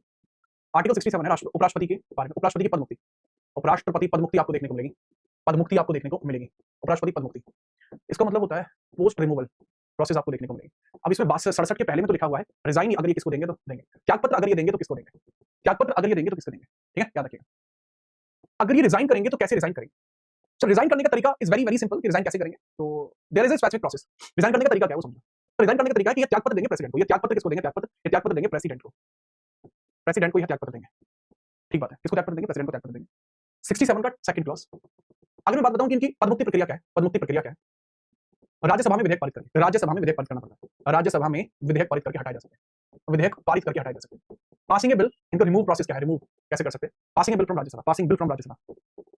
राज्यसभा, राज्यसभा, आप राज्यसभा से बिल पारित करिए, बात खत्म, व्यक्ति सामने से पद से हट जाएगा, दूसरा प्रोसेस। काल भैरव महाराज की जय। आर्टिकल 68 देखने को मिलता है, आर्टिकल 68 है, अच्छा आर्टिकल है। बताया जाता है कि पदमुक्ति होने पर कितने लंबे समय खाली रह सकते हैं। पदमुक्ति अगर होती है, पदमुक्ति किसकी, उपराष्ट्रपति की पदमुक्ति, शीघ्रतम भरी जानी चाहिए, शीघ्रतम भरी जाए। कोई टाइम मेंशन नहीं है, कोई भी टाइम मेंशन नहीं है। Vacant seat must be filled ASAP, vacant seat है वो, वेकेंट सीट जो भी है, vacant seat must be filled ASAP, vacant seat जितनी जल्दी हो सके उतनी जल्दी भर जानी चाहिए, ये लिखा हुआ है। आर्टिकल 69 है, देन आपको आर्टिकल 69 देखने को मिलेगा। आर्टिकल 69 के बारे में बात करते हैं, बहुत सिंपल है आर्टिकल 69 के लिए। इसमें है ओथ, कौन दिलाता है, ओथ की हम बात करते हैं, शपथ कौन दिलाता है, प्रेसिडेंट, राष्ट्रपति दिलाएगा। आर्टिकल 70 क्या है, राष्ट्रपति की अकस्मातिक रिक्तियां भी उपराष्ट्रपति भरेगा। राष्ट्रपति की अकस्मातिक रिक्तियां कौन भरेगा, अकस्मातिक रिक्ति मतलब मान के चलो, देखो अभी मैंने 65 बताया था, कि अगर राष्ट्रपति नहीं होगा कहीं पर तो उपराष्ट्रपति आएगा, राइट है। चलो, लेकिन अगर अकस्मातिक रिक्ति की बात करता हूं, राष्ट्रपति की अकस्मातिक, यानी ये अकस्मातिक रिक्ति का मतलब क्या होता है, sudden vacant seat of president. अरे टाइमिंग नहीं है इसमें, कोई गधे, इसमें टाइमिंग नहीं है, सिर्फ लिखा हुआ है, सिर्फ जितना जल्दी हो पाए। अकस्मातिक रिक्ति में ये लिखा हुआ है, अकस्मातिक रिक्ति में कि आपको ये देखना होगा कि अगर इनकी सडन वेकेंट सीट है, सडन वेकेंट सीट की अगर हम चर्चा करते हैं, उसकी चर्चा की जा रही है, सडन वेकेंट सीट। कि ऐसी परिस्थिति में पद खाली हुआ हो जो संविधान में नहीं है, तो भी यही आएंगे। देखो यार, एक बहुत अच्छी बात होती है कि संविधान में जो चीज जैसे लिखी गई है वो उसी प्रकार से हो सकती है, उसके अलावा वो नहीं हो सकती, उसके अलावा उसमें कोई चीज कार्य नहीं कर सकती। तो बहुत ध्यानपूर्वक इसमें बात बताई जाती है कि जो यह पद मुक्ति है या राष्ट्रपति अपने पद पर नहीं है, तो लिखा होना चाहिए कि ऐसा होने पर ऐसा होगा। अगर ऐसा नहीं होता, लिखा हुआ नहीं है, तो उस पद पर वो नहीं बैठ सकता। तो ये पॉइंट यहाँ पे लिखा हुआ है कि भैया आर्टिकल 70 आपको देखने को मिलता है, ये 69 है, ये 70 है। मेरे ख्याल से समझ पाएंगे। ठीक है, राष्ट्रपति का अकस्मात पद रिक्त उपराष्ट्रपति भरेगा। कौन भरेगा? उपराष्ट्रपति भरेगा। उपराष्ट्रपति भरेगा, उपराष्ट्रपति भरेगा। ये बहुत इंपॉर्टेंट है। क्या एनटीपीसी के लिए भी यूजफुल होगी? हाँ स्वप्निल, ये एनटीपीसी के लिए भी यूजफुल है। मेरे ख्याल से आप समझ पाए हैं, कोई समस्या इसमें आपको नहीं आ रही है। अब हम आगे बढ़ते हैं, कुछ नए पॉइंटर्स को समझने का प्रयास करते हैं। ठीक है, याद रखना। चलिए सर, चर्चा करिए और बताइए। इसके बाद आपको देखने को मिलता है आर्टिकल 71 और यहीं पे काम खत्म हो जाएगा। फिर हम सीधा पीएम को और पढ़ेंगे, फिर आज की क्लास को कंप्लीट करेंगे। आर्टिकल 71 में बताया गया है राष्ट्रपति उपराष्ट्रपति के चुनाव में बाधा है। राष्ट्रपति व उपराष्ट्रपति, राष्ट्रपति उपराष्ट्रपति के चुनाव में, राष्ट्रपति उपराष्ट्रपति के चुनाव में बाधाएं, चुनाव में बाधाएं जो आ जाती हैं, चुनाव में बाधाएं जो आ जाती हैं, उनके बारे में चर्चा करेंगे। इश्यूज जो आते हैं, इश्यूज, तो इसके लिख लेते हैं issues in president and VP election तो पहला पॉइंट है कि यह जिम्मेदारी सुप्रीम कोर्ट की है। सब प्रेसिडेंट एक्ट 1969 क्या है? पहली बात तो उसका नाम प्रेसिडेंट एक्ट नहीं है। दूसरी बात वो है प्रेसिडेंशियल पावर एक्ट 1969। अगर राष्ट्रपति उपराष्ट्रपति दोनों ही पद पर नहीं है, तो उस केस में सुप्रीम कोर्ट का जो जज है वह राष्ट्रपति की जगह लेगा। 1969 में इसलिए आया था क्योंकि फखरुद्दीन अली अहमद से पहले जो आपके जाकिर हुसैन थे, पद पर रहते हुए मर गए। जाकिर हुसैन राष्ट्रपति थे, पद पे मर गए, उनके स्थान पे वीवी गिरी बैठे, उनको चुनाव लड़ना, राष्ट्रपति का पद छोड़ना पड़ेगा। फिर उनके स्थान पे कौन आया? उनके स्थान पर आते हैं फिर आपके सुप्रीम कोर्ट के जज एम हिदायतुल्लाह। तभी आता है। थोड़ा सा देखिए, तो अगर मैं आपको बताऊं 71 का पहला क्वेश्चन जिसके अंदर चर्चा की गई बच्चे, इसमें बताया जाता है कि सभी परेशानी सुप्रीम कोर्ट दूर करेगा, सुप्रीम कोर्ट दूर करेगा, यानी this is subject of supreme court देखेगा। 71 के दूसरे में लिखा हुआ है कि कम अनुपस्थिति के कारण वाइस प्रेसिडेंट का इलेक्शन, वीपी का चुनाव रद्द नहीं होगा। जो वाइस प्रेसिडेंट है उसका इलेक्शन बगैर कम स्क्रीन होने पर भी रद्द नहीं हो सकता। ये चीज यहाँ लिखी गई। ठीक है, बहुत बढ़िया तरीके से समझाएंगे। इसके बाद बच्चे आर्टिकल 72 पढ़ चुके हैं। 73 के अंतर्गत अगर मैं बात करता हूं तो वह केवल विस्तार है। 74 75 को मैं समझा। पहले आप यहाँ बताइए, यहाँ तक समझ में आया? क्योंकि अब मैं स्टार्ट करता हूं पीएम और पीएम से रिलेटेड उसकी काउंसिल। समझ में आया तो बताओ, खुल के खेलना है भाई साहब। एक चीज याद रखना कि जरूरी नहीं है कि हर किसी के पास हर किसी को समर्थन मिला हो या हर कोई फेक काम करा पाए, है ना? तो भाई मैं जैसा आपको दिख रहा हूं, मैं स्पष्ट सच आदमी ही हूं। और ये बात मैं अब मानना शुरू कर दिया हूं कि हाँ, सच्चाई के पक्ष में लोग नहीं होते, बहुत कम लोग होते हैं जो मुझे दिखाई दे रहे हैं। देखो एक बहुत अच्छी बात बताता हूं मैं आपको कि क्योंकि मैं अच्छा पढ़ा रहा होता हूं, कई बार तो बच्चे इसलिए भी शेयर नहीं करते कि क्यों कंपटीशन बढ़ाना। पूछ के देख लो बच्चों से आप। ठीक है, याद रखना, पूछ लो। बट यार कर लिया करो, इतना भी वो मत करा करो। ठीक है, किसी और का भी भला कर दो।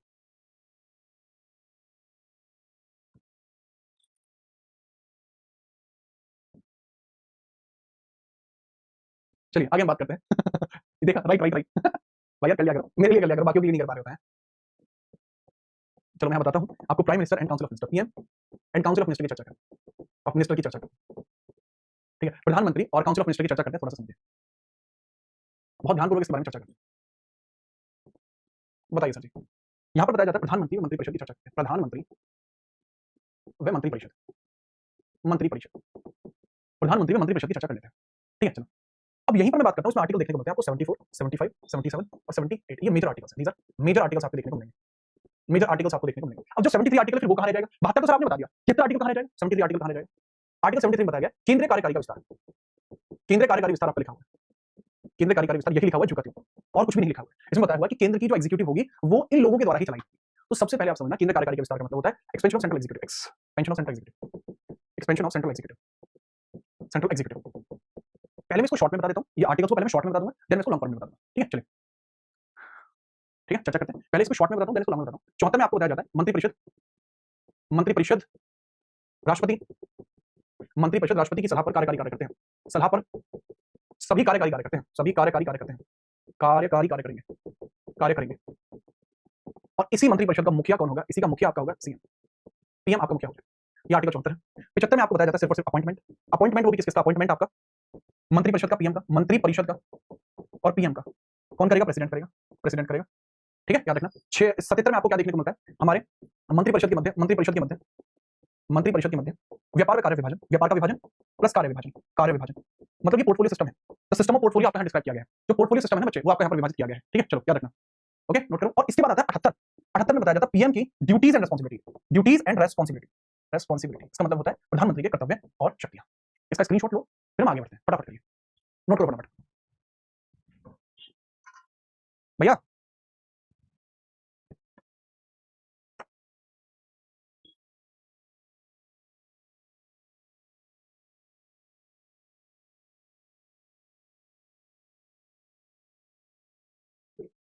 ठीक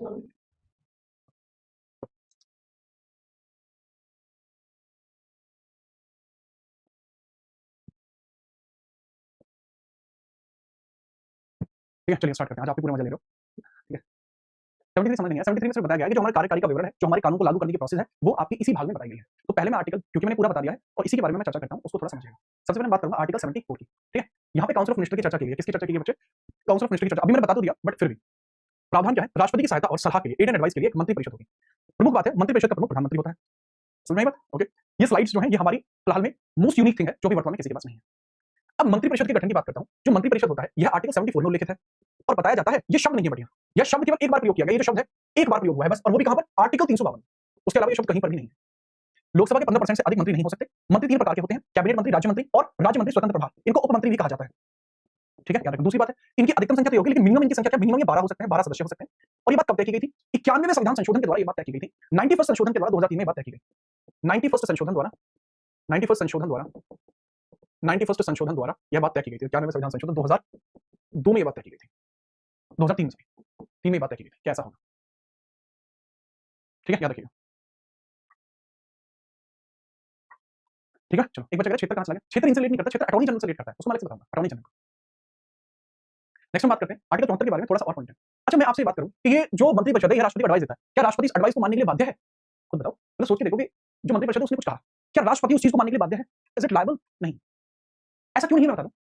आपको सलाह की बाध्यता देखने को मिलेगी या नहीं देखने को मिलेगी, इस बारे में अगर मैं चर्चा करता हूं तो पॉइंटर्स क्या हो, तो पॉइंटर्स को मैं समझाने का प्रयास करता हूं कि पॉइंटर्स आपको किस प्रकार से देखने को मिलेंगे। बताइए सर, अगर कोई ऐसी परिस्थिति उत्पन्न हो जाती है कि इनके द्वारा कोई सलाह दी जाती है, तो बाध्य नहीं। इसको नोट करने की जरूरत नहीं है, सिर्फ समझ लेना। पहली बार सलाह को पुनर्विचार के लिए लौटाया जा सकता है। अगर दोबारा वही सलाह भेजी जाए संशोधन के साथ या बिना, तो राष्ट्रपति से मानने के लिए बाध्य है। ये पॉइंटर दिया गया है। यह आर्टिकल 101 में लिखी गई बात भी है। लेकिन संवैधानिक संशोधन इससे होता है। 44वां संविधान संशोधन था 1978 में है। इसमें लिखा गया था कि केवल एक बार सलाह को लौटा सकता है, इसके अलावा नहीं। बट इससे पहले 39वां संविधान संशोधन हुआ था 1975 में। ठीक है, चलिए। सिद्धार्थ अतुल, ये सच बात है। आपका जीतना इसलिए ज्यादा जरूरी है क्योंकि बहुत सारे लोग आपके हारने का इंतजार कर रहे हैं। ये सच बात है, और मेरे पुराने छात्र इस बात को जानते हैं। कोई बात नहीं, मेरा नाम घर वालों ने कुछ सोच के रखा है। अच्छा, यहाँ पर आप समझना, 39 संशोधन भी आपको देखने को मिला था। 39वां संविधान संशोधन भी आपको देखने को मिला था 1975 में। इसमें लिखा हुआ था कि सभी सलाह बाध्यकारी है। इसमें डायरेक्टली लिखा हुआ था सभी सलाह बाध्यकारी है, सभी सलाह बाध्यकारी है, बाध्यकारी है। फिर इसको यहाँ पर रद्द कर दिया गया। इसको 44th में 1978 में रद्द कर दिया गया था। मैं रद्द कर दिया गया था, जो याद है जब छोटा हुआ करता था मैं बहुत, ऐसा भी हुआ था। ठीक है, याद रखना।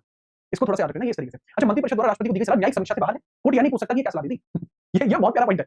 ये पूछा गया था इस बात के सीडीएस 2025 में पूछा गया था कि क्या हम इसकी सलाह ले सकते हैं, तो नहीं ले सकते। ये बाध्य नहीं है, ये हो ही नहीं सकता। ठीक है, चलिए, ये हो ही नहीं सकता। नमस्ते भाई, नमस्ते। नोट कर लिया आपने? बहुत बढ़िया। इसके बाद हम बात करते हैं आर्टिकल 77 और 78 की, 75 आर्टिकल की बात करते हैं, 75 आर्टिकल की बात करते हैं, 75 आर्टिकल की बात करते हैं। आर्टिकल 75 की बात समझिए। ठीक है, आर्टिकल 75 मैंने बताया अपॉइंटमेंट के बारे में, इसको ध्यान से समझ लीजिए। कार्यपालिका के कार्य विभिन्न पदों के माध्यम से होते हैं, जिनकी नियुक्ति राष्ट्रपति करते हैं। प्रधानमंत्री की नियुक्ति राष्ट्रपति करते हैं। प्रसाद पर्यंत during the pleasure of president. कब तक अपने पद पर रहेंगे? जब तक राष्ट्रपति चाहेगा। नोट यह शब्द इसलिए है क्योंकि अगर पीएम बहुमत खो दे और पद ना छोड़े तो राष्ट्रपति उन्हें हटा सके। ये कॉन्सेप्ट इसलिए डाला गया था। बहुत कॉमन सी बात है। मंत्री परिषद की नियुक्ति भी कौन करता है? पीएम की सलाह पर राष्ट्रपति करता है। यह भी राष्ट्रपति के प्रसाद पर्यंत होते हैं। ठीक है, during the pleasure of the president. इतना प्यारा लिखा हुआ है, इतना प्यारा कॉन्सेप्ट है जिसका कुछ। तो हमारा 75 आर्टिकल भी खत्म हुआ। 77 78 आर्टिकल के बारे में बात करते हैं। 76वां आर्टिकल अटॉर्नी जनरल का है, जो कल की क्लास में बेटा लेक्चर 13वें नंबर का है। बीच की क्लासेस आपकी सिर्फ ऐप पे होती हैं। बात करते हैं अगला आर्टिकल 77 आर्टिकल 78। भारत सरकार का कार्य संचालन 77 में। भारत सरकार के सभी कार्यपालिका कार्य राष्ट्रपति के नाम से होने चाहिए, ये लिखा हुआ है 77 में। और साथ ही 77 में ये भी लिखा हुआ है सभी मंत्रियों को कार्य विभाजन, सभी मंत्रियों को कार्य विभाजन, मंत्रियों को कार्य विभाजन, कार्य विभाजन इसी में होता है, विभाग विभाजन इसी में होता है। ठीक है, चलो याद रखिए। अब प्रधानमंत्री के कर्तव्य आर्टिकल 78 में है, बट इसमें बहुत कम लिखा हुआ है, तो मैं इसको खुद से एक्सप्लेन करूंगा। ठीक है, मैं इसको खुद से एक्सप्लेन कर देता हूं कि आपको यह कार्य कैसे देखने को मिलेंगे। मैं एक ब्लैक बॉक्स बनाता हूं, इसमें इन चीजों की चर्चा करता हूं। देखिए, ब्लैक बॉक्स में इसकी चर्चा की जा सकती है। लीजिए, प्रधानमंत्री के क्या क्या कर्तव्य, क्या क्या कार्य। पहला, यह मंत्री परिषद का मुखिया होता है। पहला, ये मंत्री परिषद का मुखिया है, परिषद का मुखिया है। ठीक है सर, याद रखिएगा। दूसरा है सर, ये राष्ट्रपति को सभी जानकारी देता है। राष्ट्रपति को सभी कार्यकारी कार्यों की जानकारी, राष्ट्रपति को सभी कार्यकारी कार्यों की जानकारी देता है। कार्यकारी कार्यों की जानकारी देगा, कार्यकारी कार्यों की जानकारी देगा, जानकारी देगा देगा। दूसरा काम इसका ये है। तीसरा काम इनका ये होता है कि सर जी, यह एक मतलब एक डैम या कह सकते हैं ब्रिज है। ये एक ब्रिज है, ब्रिज ब्रिज है, ब्रिज एक सेतु है। ब्रिज मतलब सेतु है। किस किसके बीच में? सही है, जो हमारा मंत्री परिषद और राष्ट्रपति के बीच में, मंत्री परिषद और राष्ट्रपति के बीच में, और राष्ट्रपति के बीच में सेतु। और अगला पॉइंट है बच्चे यहाँ पर कि कई आयोगों का प्रमुख है, कई आयोगों का प्रमुख है, कई आयोगों का प्रमुख भी यही है। जैसे कि एग्जांपल के लिए बताइए, नीति आयोग का प्रमुख यही है, नीति आयोग का प्रमुख यही है। ठीक है, राज्य जो इंटरस्टेट काउंसिल है उसका प्रमुख यही है, इंटरस्टेट का प्रमुख यही है, इंटरस्टेट काउंसिल का प्रमुख यही है। और अगर मैं बात करूं इंटरस्टेट काउंसिल के बाद CSIR, centre for science and industrial research का प्रमुख यही है। ठीक है, तो ये सारी चीजें आपको यही देखने को मिलती है। ठीक बात, याद रखिएगा। आर्टिकल 78 जानकारी प्राप्त करने का अधिकार है। राष्ट्रपति को प्रधानमंत्री से प्रशासन की जानकारी का अधिकार है। पीएम का कर्तव्य है कि वह ड्यूटी के लिए मांगी गई जानकारी राष्ट्रपति को उपलब्ध कराए। बहुत बढ़िया है, ये नॉलेज बॉक्स है। तो यह आपकी चीजें काम करती हैं 78 में। अब इससे आगे की जो भी जानकारी होगी वह संसद वगैरह के बारे में होगी, तो कंप्लीट पार्लियामेंट हम कल पढ़ेंगे। आज मैंने आपको चीजें बहुत बड़ी प्यार से बताई हैं और कल हम बात करेंगे। कल संडे है, कल यह क्लास नहीं होगी, ठीक है। 11:30 बजे यह क्लास होती है। हमारा स्पेशल व्हाट्सएप ग्रुप भी है इस चीज के लिए, वो भी जुड़ जाइएगा। टेलीग्राम पे जुड़ जाना, वहां पर भी नोटिस हम भेज देते हैं, ठीक है। इसके आगे हम बाकी की सारी चीजें कल ही कर रहे होंगे, ठीक है, याद रखिएगा। तो कल आपसे मुलाकात करते हैं। हंसते रहिए, मुस्कुराते रहिए, खुश रहिए, ठीक है। कोई समस्या आपको कभी नहीं होनी चाहिए। और एक और जरूरी बात, ज्योग्राफी के लिए जो जो बच्चे तैयार हैं, इकोनॉमिक्स के लिए जो CGL 2025 के लिए पढ़ना चाहते हैं, वो कृपया करके इस वीडियो के नीचे कमेंट जरूर कर दें, ठीक है। मुझे एक अंदाजा लग जाएगा।